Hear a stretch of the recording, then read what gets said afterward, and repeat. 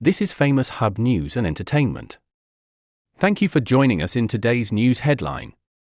As next week's crucial presidential debate looms into view, Kamala Harris has maintained her narrow lead over Donald Trump in head-to-head polls but is locked in a tighter race in the crucial swing states needed to win the U.S. election ever since Harris entered the contest, after Joe Biden dropped out following a disastrous debate performance that highlighted fears over his age and mental acuity. The vice president has ridden a wave of support and enthusiasm, turning the race on its head. A solid but slight Trump advantage morphed into a Harris lead, but as Harris faces her first ever debate as a presidential nominee, there are signs that her upward swing has hit a ceiling.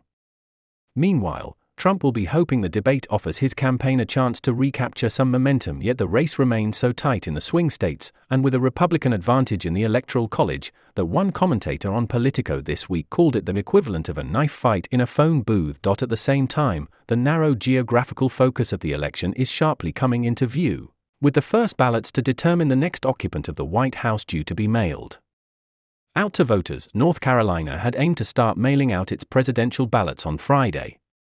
But in what might be seen as a metaphor for the cliffhanging nature of the contest between Harris and Trump, what should have been standard protocol was delayed by a dispute over whether Robert F. Kennedy Jr., hitherto running as an independent candidate, should have a place on the ballot. Kennedy, who suspended his campaign on the 23rd of August and endorsed Trump, is suing the North Carolina Board of Elections over its refusal to remove his name from the ballot in a state where surveys show the result on a knife edge. A judge on the state's Supreme Court ruled against him on Thursday, but gave him 24 hours to appeal, resulting in a temporary delay to ballots being dispatched.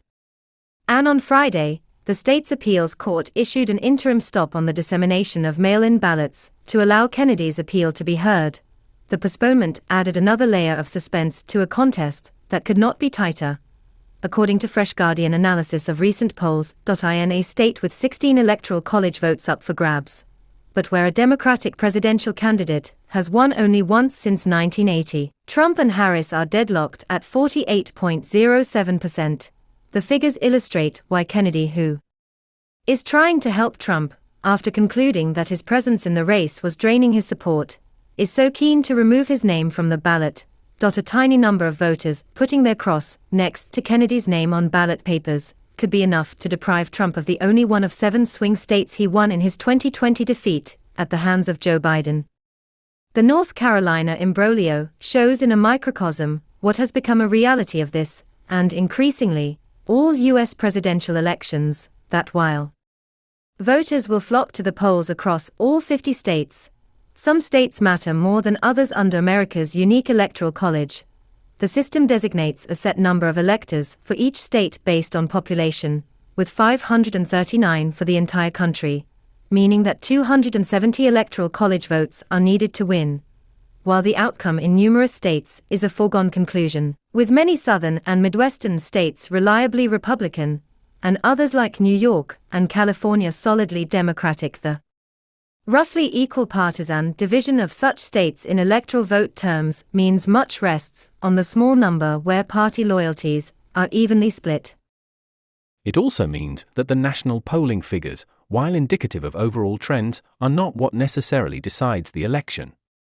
The Guardian's latest national poll tracker, taken over a 10-day average, showed Harris at 47.5% compared with 43.9% for Trump, which is encouraging for her but probably not a big enough cushion to guarantee an electoral college win if replicated on polling day.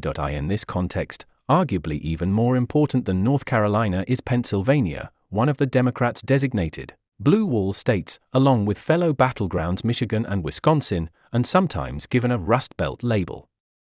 Because of its status as the heartland of the U.S. steel industry, Biden won it by slightly more than 80,000 votes in 2020, capturing its 19 electoral votes. This time, various permutations suggest that it might be key to the paths being charted by both Harris and Trump to reach the magic 270 total.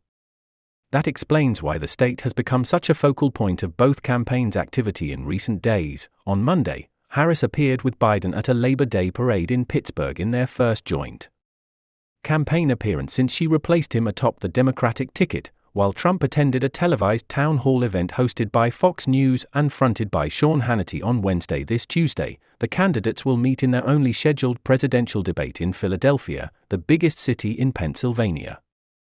The data shows Harris with a wafer-thin lead in the state of 1.7% to 48.9% to 47.2%, within the margin of error. Other polls show the race even tighter.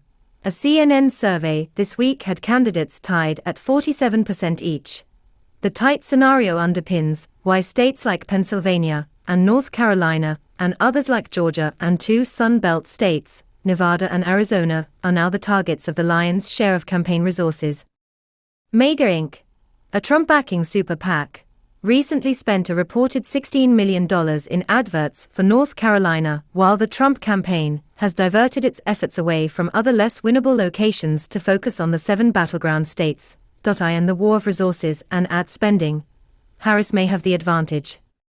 Figures published on Friday showed her campaign had outraised Trump's by $361 million to $130 million in August, and had raised a total of $615 million since she became her party's nominee in July. It seems an eye-watering sum and surely enough to sustain a message across this vast country.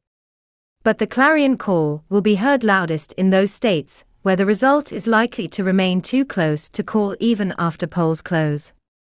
Thank you for joining us in today's news. Stay tuned for more news update.